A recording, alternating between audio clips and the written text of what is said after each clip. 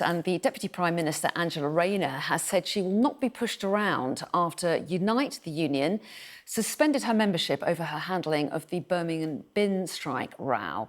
Well, we can speak now to Unite's General Secretary, Sharon Graham. Very good morning to you. Thanks so much for talking to us. So why have you suspended Angela Rayner from Unite?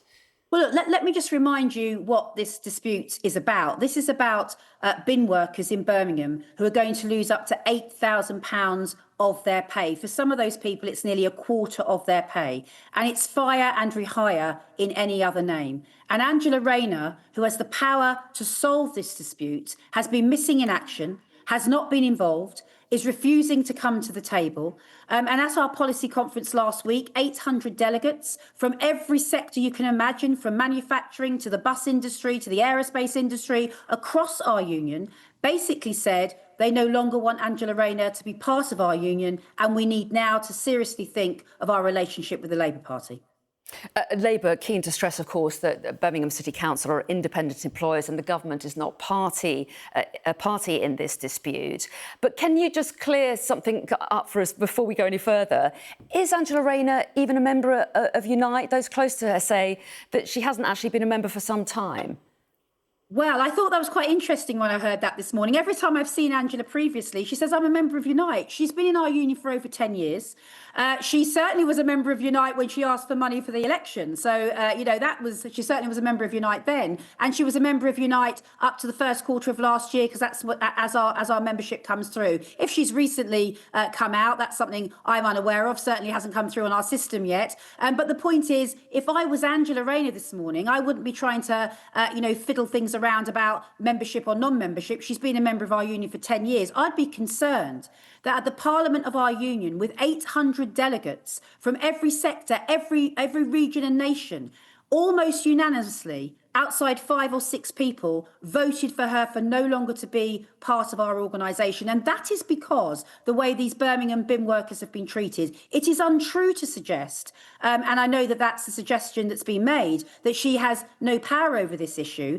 It's her government commissioners that work to her directly that have been stopping the deal in play. We had a ballpark deal and it went back to the commissioners for 3 weeks. For 3 weeks, they came out of ACAS to go back to the commissioners and came back and said the deal can't be done. So there's no point speaking to Birmingham City Council. The leader of the council doesn't come into the negotiating room. And every time you get to a deal in the room, they go back to the commissioners and then they come back 3 weeks later and say, we can't do the deal. The deal has to be done between the government, the union, and effectively that is now what needs to happen.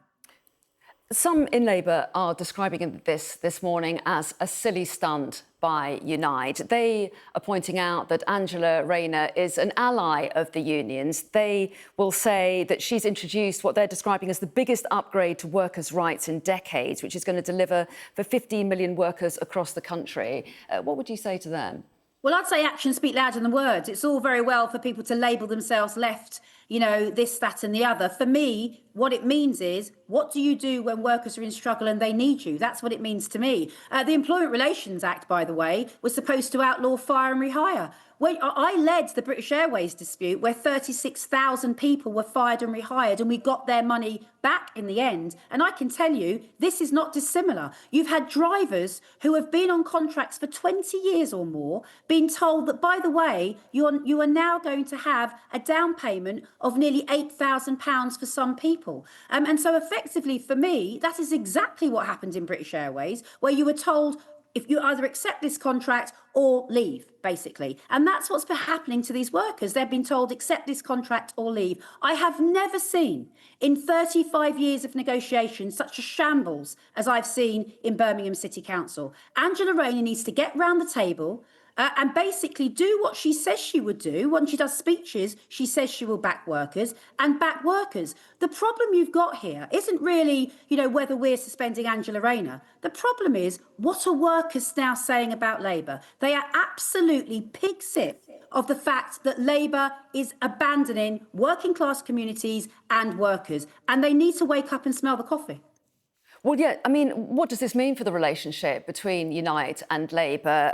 The union is saying that it's going to re-examine its relationship with the party if the council makes any of its members redundant. What do you mean by that? Is there a possibility of disaffiliation? Oh, no, there's absolutely a possibility of disaffiliation. I mean, that ultimately, we had a policy conference last week of 800 reps from across, as I say, the regions and nations. And essentially, that will be the prelude to what then goes to a rules conference. Now, I don't want to predetermine what happens at a rules conference, but I can tell you this, the mood music. Every time I'm speaking to people up and down the country, whether I'm going into a hairdresser's or whether I'm on a picket line or whether I'm in a negotiation, are saying, what is Labour doing? How can they be in a position that they are attacking elderly people, that they're attacking disabled people, that you've got a situation where I've got 2 oil refineries closing within a matter of months? Where is the backing of workers in Britain? That's what I'm asking. Now, I'm a General Secretary of a union. That is my main concern. I'm not here to make Labour look good. I am here to defend workers, and I expect the Labour Party and now the Labour government to do the same. It would be an extraordinary moment, wouldn't it, if there was disaffiliation between Unite and Labour? You have done so much together. You two entities, not only is there affiliation, but also you give it seats on its ruling National Executive Committee. I think you even got involved in helping draw up the manifesto as well, also give the party a lot of money. It would be quite a moment if it came to that. Well, it's an interesting thing because for me, rather than the responses that you've heard this morning, stunts and, all the sort of silly responses that come out here, what I would be thinking if I were Labour is, God, what is going on here? How did delegates at a Unite conference, not just one, but 800 representing 1.1 million workers, put their hand up to say they wanted to suspend the Deputy Prime Minister of a Labour government and start the process of disaffiliation? We don't know where that will end, but start the process. Now, I am quite frankly amazed at Labour's response to that this morning, because what they should be thinking is that everybody can't be wrong. They were wrong about winter fuel. They didn't listen to the last moment. They were wrong about PIP. They didn't listen to the last moment. They are wrong about what is happening to workers in Britain. There's no point making an announcement a day if it doesn't deal with the here and now. There are jobs going in the here and now. And what's happening to these workers in Birmingham is fire and rehire. And if the Employment Relations Act can't protect workers in Birmingham from having their wages pushed down in the name of whatever the next thing is, then they aren't dealing with fire and rehire. They are aiding and they are abetting fire and rehire. And the people of this country will look at Labour and they will say, what have you delivered? If I was them, I would start delivering. If you did reconsider your relationship with Labour, and there are financial implications to that, presumably you would not be wanting to fund Labour in the same way, would you consider giving money to the party that is that says it's about to launch, between Jeremy Corbyn and Zara Sultana, for example?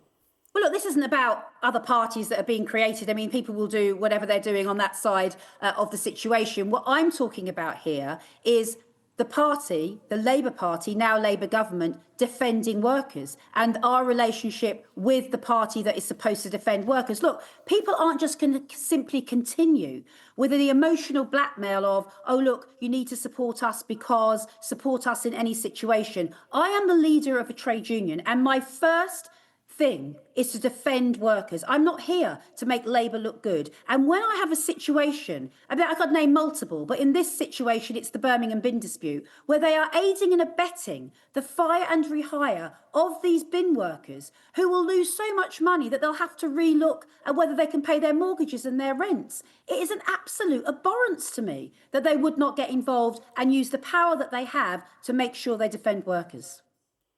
Sharon Graham, we're out of time, but we appreciate you talking to us this morning. Thanks very much indeed. Thank you very much.